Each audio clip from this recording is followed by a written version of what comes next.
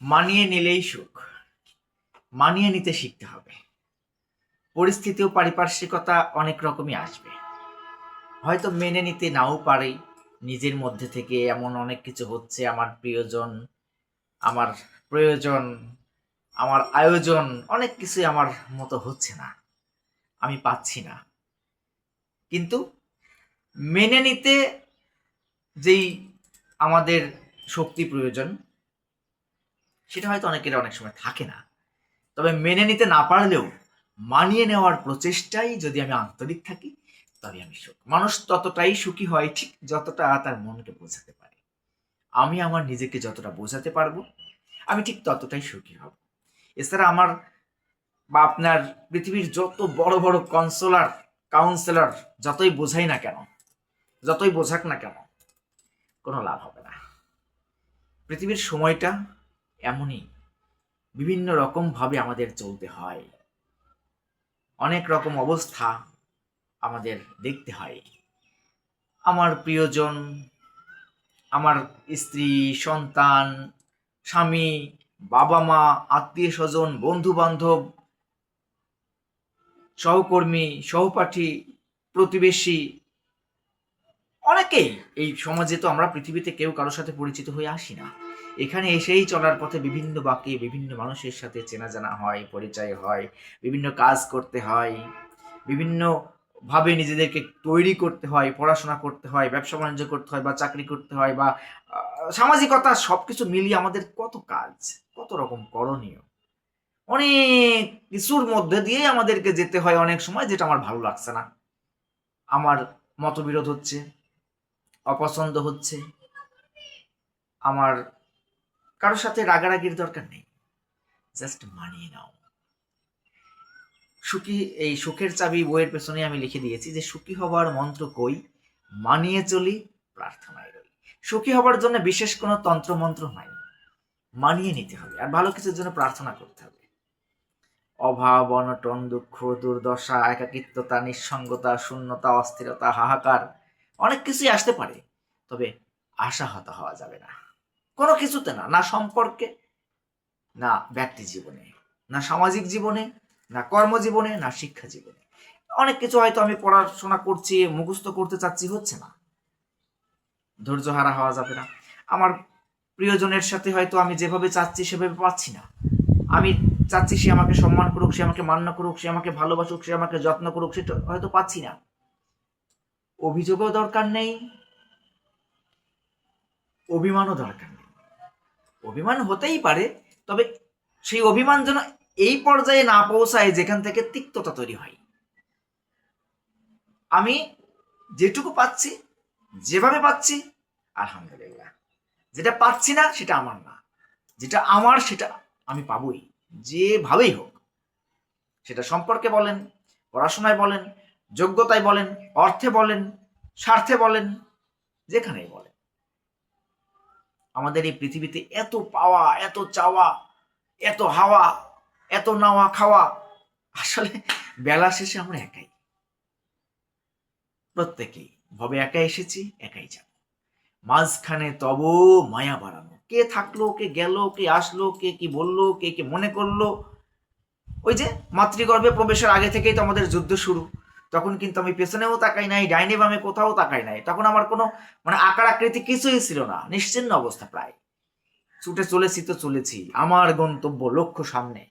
এই পৃথিবীতেও জীবনটি এরকম, লক্ষ্য সামনে, স্থির, ছুটে চলতে হবে। তবে এই পৃথিবীতে যখন আল্লাহ তাআলা আমাকে আপনাকে পাঠিয়েছেন, এখানে এসে জীবনটা গাড়ি চালানোর মতো। লক্ষ্য আমার সামনে, তবে ডাইনে বামে পেছনে নজর রাখতে হবে। কেউ আমায় যেন আঘাত না করে, কেউ যেন আমায় বাধা সৃষ্টি না করে, কেউ যেন আমায় এসে মেরে না দেয়, আমিও যেন কাউকে মেরে না দিই। কখনো গতি থামাতে হবে, কখনো গতি কমাতে হবে, কখনো গতি বাড়াতে হবে, কখনো ডাইনে বামে মোড় নিতে হবে। এভাবেই জীবন। ওভার থিঙ্কিং করা যাবে না, অতিরিক্ত চিন্তা করা যাবে না, দুশ্চিন্তায় পড়া যাবে না। ওরি can not change anything, it's West of time and busy mind. দুশ্চিন্তা কোনো কিছু পরিবর্তন করতে পারে না, এটা সময়কে নষ্ট করে, মস্তিষ্ককে ব্যস্ত রাখে। চিন্তা করা ভালো, অতিরিক্ত চিন্তা না।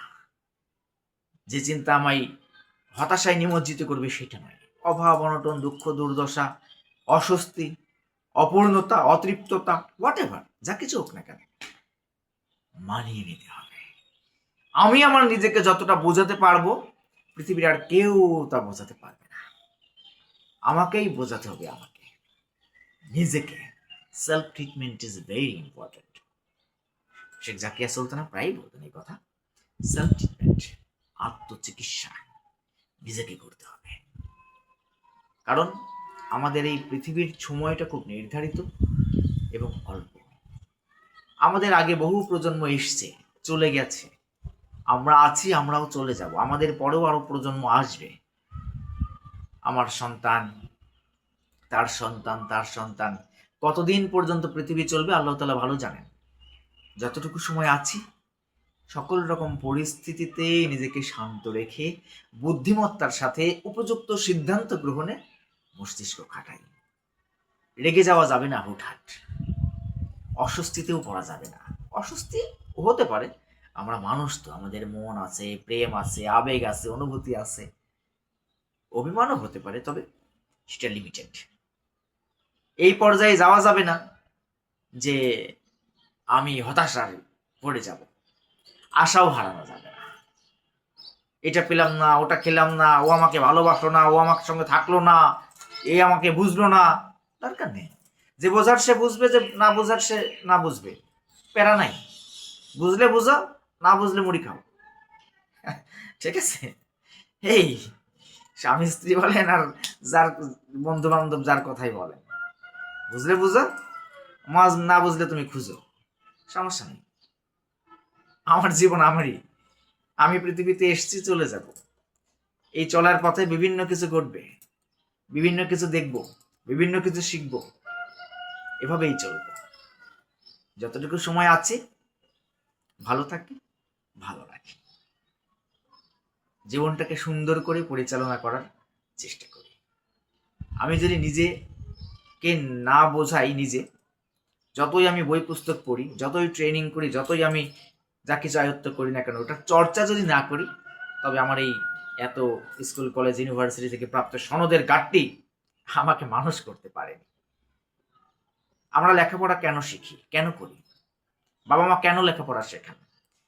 যেন আমরা পৃথিবীর হালচাল বুঝে সুন্দরভাবে চলতে পারি। তো সুন্দরভাবে চলা মানে যে পাইলাম না, খাইলাম না, এরকম না, হইল না, এরকম না। যা কিছু হোক না কেন, যা কিছু ঘটে যাক না কেন, মানিয়ে নাও। মানিয়ে নিলেই সুখ। আগামী বছর অবশ্যই পাবেন এই গ্রন্থ, কাউন্সিলর জ্যাক ডেনফোর্ডের লেখা, মানিয়ে নিলেই সুখ। MGN love and life motivations club করতে বিদায় নিচ্ছি। আমি কাউন্সিলর জ্যাক ডেনফোর্ড। ভালো থাকি।